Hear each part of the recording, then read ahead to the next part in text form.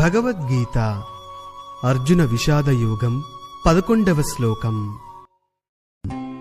అయనేషు చ సర్వేషు యథాభాగమవస్థితాః భీష్మమేవాభిరక్షन्तు భావంతః సర్వ ఏవ హి.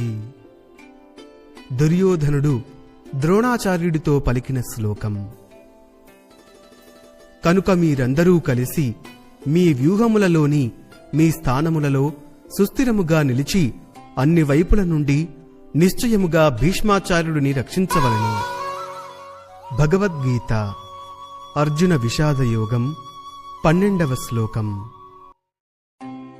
తస్య సంజనయన్ హర్షం కురువృద్ధ పితామహః సింహనాదం వినద్యోచ్చైః శంఖం దద్మౌ ప్రతాపవాన్. సంజయుడు ధృతరాష్ట్రుడితో పలికిన శ్లోకం.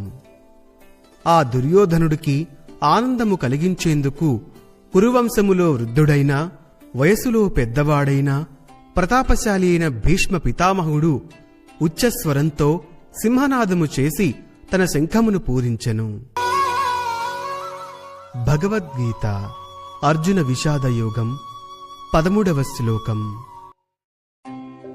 తతః శంఖాశ్చ బేరశ్చ పనవాణ ఖగోముఖాః సహసైవాభ్యహన్యంత సశబ్దస్తుములోభవత్.